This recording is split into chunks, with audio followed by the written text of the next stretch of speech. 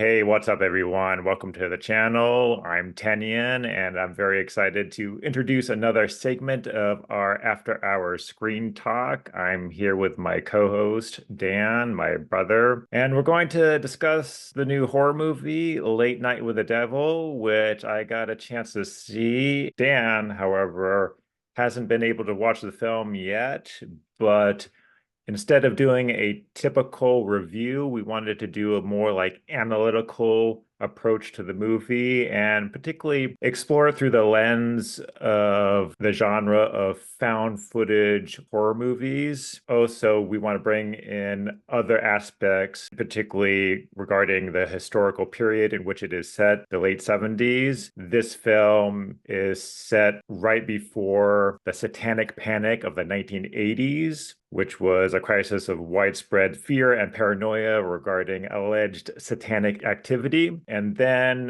we want to conclude this episode by talking a bit about the AI controversy surrounding this film. This movie stars David Dastmalchian as the late night TV host, Jack Delroy, the host of a popular late night talk show called Night Owls. In 1977, for his Halloween episode, he decides to boost ratings by bringing on a demonically possessed girl. To segue into the found footage discussion here, this movie is framed as a documentary and takes place during a live broadcast to an audience. It gives a sense of like raw immediacy to the movie to discover a piece of found footage, more of a sense of kind of real-time realism. The found footage horror genre is really a genre that I think really started making its name in like the late 90s with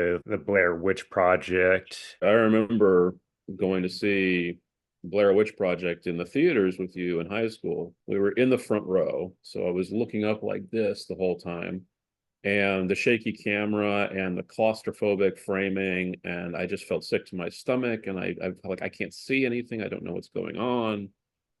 It was totally unlike anything I'd ever seen before, and my initial reaction was completely hostile. Sure, and I had a similar reaction as I remember in the theater with you. I was feeling nauseous in the front row seat and the shaky cam, and it just became kind of a distraction for me. I eventually went back and saw the movie and had a different reaction to it. Now I really appreciate it as an important path-breaking film, and in that subgenre. And some of my favorite horror films more recently have been found footage horror films. Like one of my all-time favorites in the genre is VHS Part 2. So yeah, there's plenty of found footage horror films I've watched since. I'm a big fan of the Paranormal Activity series, but I think that it entails a certain kind of execution. It has to have a level of realness and serendipity, a sense that this really is being contingently captured a moment in time by a recording apparatus. And if things start to feel too orchestrated, too elegant, that kind of compromises this subgenre. So, which I think is interesting. Like the grittier and dirtier and more amateurish it appears, in a lot of cases, that's one of the more effective types of aesthetics you can use for these kinds of films, because they're supposed to be captured by accident. I think that really segues into Late Night with the Devil because in terms of its recreation of the 70s aesthetic, you think about the performative nature of the experience and the theatrics of it, because at the same time, all these crazy horror supernatural phenomena are happening on the set of the show. Jack Delroy, the host, and his production team are also having the pressure of moving forward with the production and the pressures of the performative aspects of the production too. That adds another layer of complexity to the movie. And in that way, you're constantly aware of this element of artifice and illusion and theatricality to the experience. And it leaves you in this uncanny place by the end of it. One of the reasons I really can't wait to see this film is because it's doing something pretty unique, or at least it sounds like that's the case, and it's invoking not only video, not only film, but also the aesthetics of the televisual. So you have the conceit of the live broadcast. That's when the found footage horror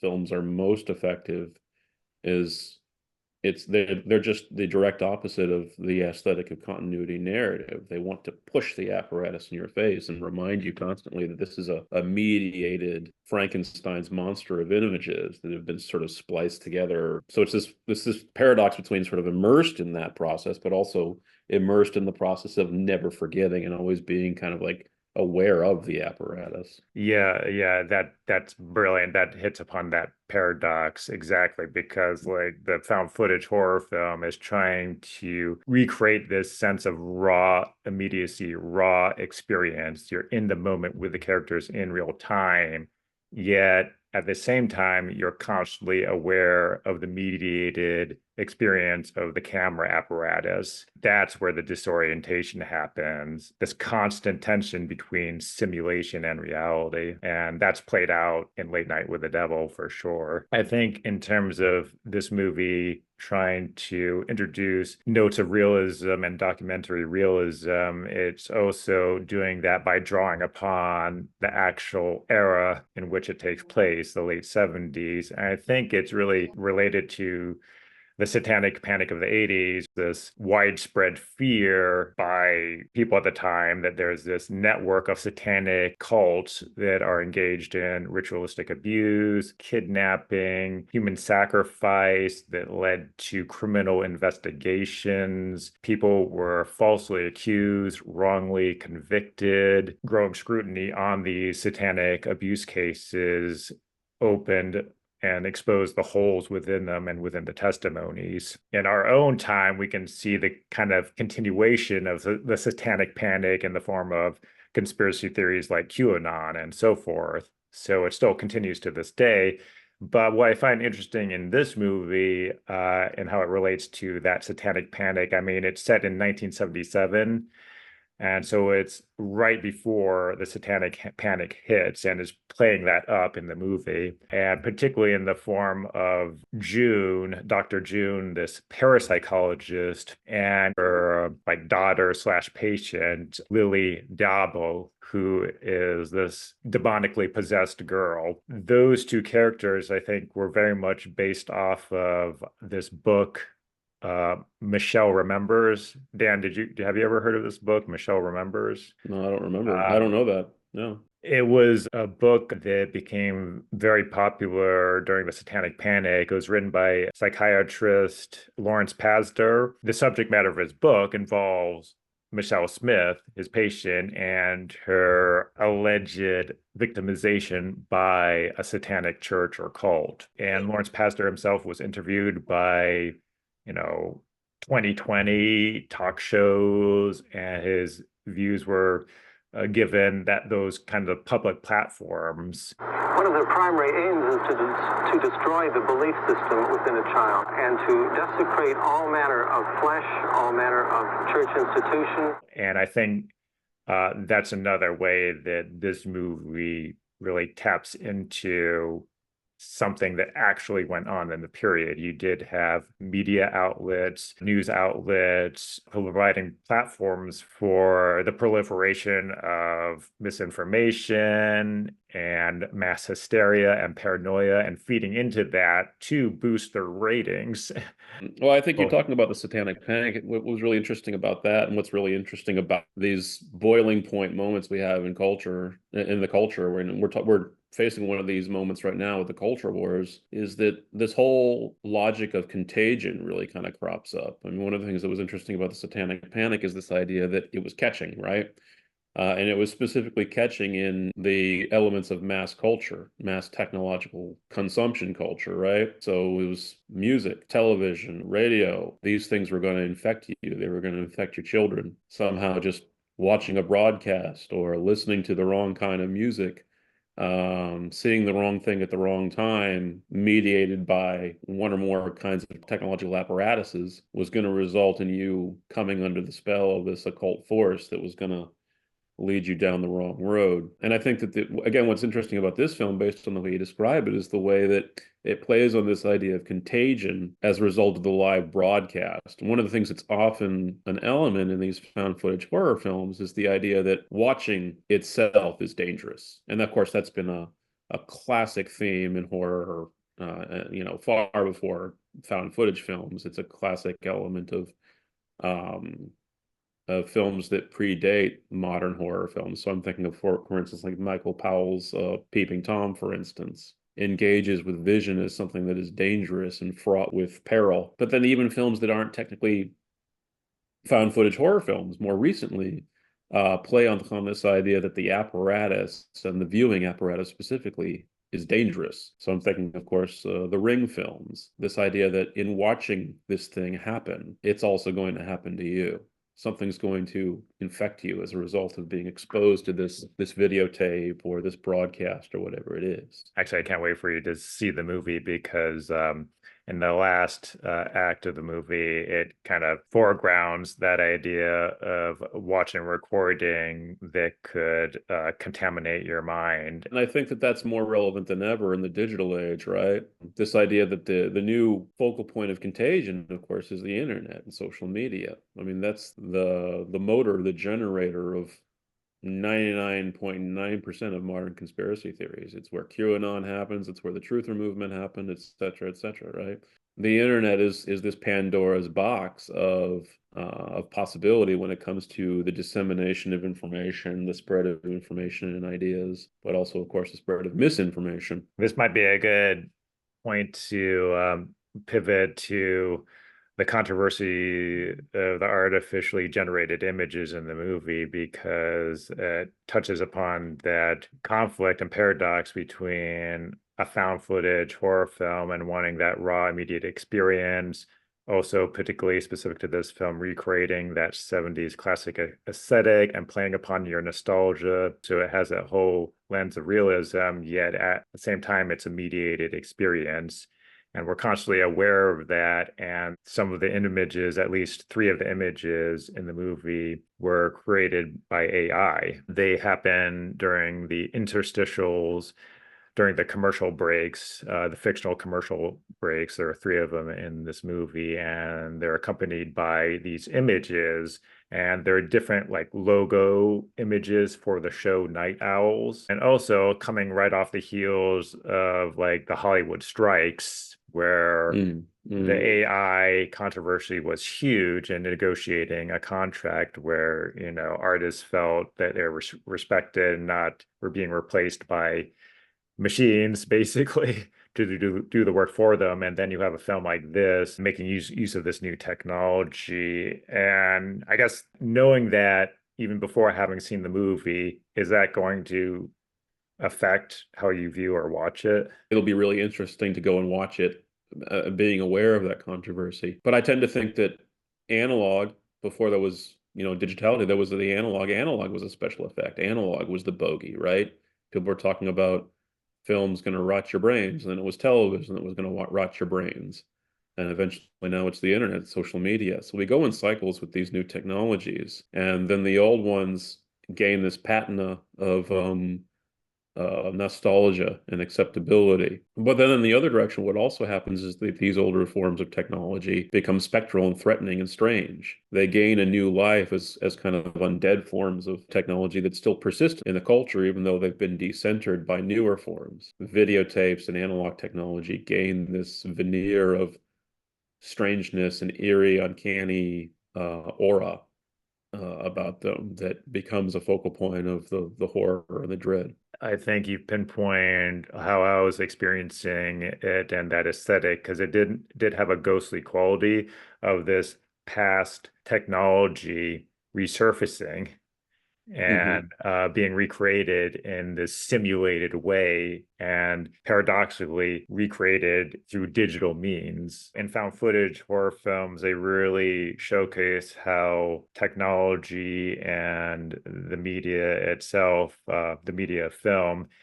shape our perceptions and reality. And that's where a lot of the horror stems from, that puts us in this disorienting place where we no longer know what's simulated, what's real. AI generated images, narratives, materials get more and more sophisticated to the point where you really can't perceptually trace them anymore. But then I also think, well, when I do that, I'm really kind of making a basic historical and theoretical mistake. I'm judging the digital as if it's fundamentally different in essence from the analog. And the analog was already a mediation. Analog didn't duplicate human vision. Right. I mean, because it was based on the photographic, this idea of light capturing a moment in time on a photosensitive plate, emulsification process. So we've always been in that kind of spectral space when it comes to the visual arts. It's always been an impression, a special effect. The irony of the digital, and this goes into computer effects too, the closer they try to approximate and simulate reality, ironically, in some cases, the further away they get from the real or that raw immediacy, that raw experience. And we all crave that as audience members when we're watching a film, to have this textured experience, this visceral experience, something that's anchored in something that's physical and tactile. And CGI, even though it's trying to simulate and capture that in its purest form, because of that, that Christmas and its strive towards purity, it feels even more fake, even more like an illusion. The major example of this in my viewing experience isn't a horror film. It's the animated version of The Hobbit that you and I grew up watching. I remember we watched it. I think we may have watched it on TV initially, but then eventually we had a video cassette of it. Yeah. And I remember thinking that the grain of the film, I didn't think of it as the grain of the film then. I thought that this is just how the film looked. Like that's just how the TV show looked. It had this kind of grainy amber quality, which is very atmospheric, really great. But then we got it on DVD because we thought, well, our VHS is wearing Yeah. down, and we watched it on DVD, and it was crisp and clean, and the colors had been retreated. Most disastrously of all, some of the sound effects had been taken out, and it wasn't the same visceral, layered historical experience. So it's like, well, if I ever watch this again, I'll watch it on the videotape, right? It's so much better. It's so much richer. And again, we see the difference between those two technologies. I think one clear point of superiority on the level of aesthetics that analog technology has over the digital is that analog technology gains additional layers of sensory experience and value as it ages. And so the idea of the failure of the apparatus as it starts to degrade and go down over time becomes written into the viewing experience and actually becomes an additional source of pleasure and sensuality. The digital doesn't have that. When the digital either works or it doesn't. It's either operating the way it's supposed to or it just fails. And the idea that this thing actually ages and grows with you in a sense and degrades with you almost as a living thing. No, the digital lacks that. It doesn't have that additional level of historical being in time. There is this idea that it's just sort of the way that we used to talk about film as being up there in this dream world, right? Remote and cut off from our reality. That's the digital. The digital is the realization of that supposed dream. And of course, it turns out to be kind of a nightmare. One of my favorite aesthetic elements of found footage horror films is the way they kind of a lot of them try to fit the failure or the technical failure of the apparatus into the film, make it actually a part of the film. So people dropping the camera, camera falling or the axis changing to a level where it's difficult to see things, missing things off frame because of the way somebody's holding the camera. The camera cuts out and then there's just darkness. And then it cuts back on and you've missed something, or the idea is that you've missed something. And so, that those moments become key in sustaining and growing this sort of uniquely mediated experience of a horror narrative. Back to the whole issue and controversy of the AI, I would say that in terms of replacing human-made art with AI, I mean, yeah, I think that's a negative thing. I mean, We should be mistrustful of that, and I yeah, think that's yeah, why the writer's strike was so important. yeah, Well, I'm always hopeful when we do actually have these conversations, right? The fact that people are talking about the AI and questioning its role in the film, we are aware of this. We are canny of it, and it's not just something that we have to accept as an inevitable kind of evolution. We don't have to let ourselves and our culture, our society, be determined by the technology that these companies and these, you know, shadowy corporate agents produce and try to sell to us. We can ask these questions about it. Yeah, yeah. This movie is as much about the apparatus, as we said, the film making apparatus, as it is about the characters and the plot and the story. And that's very intriguing to me. We hope you enjoyed this segment, and definitely share your thoughts and comments below about the found footage horror genre. Also, if you've seen Late Night with the Devil and your thoughts about that and the AI controversy. If you're new to this channel, please hit the like button and subscribe. And we appreciate you watching it. And we look forward to bringing you more content soon here.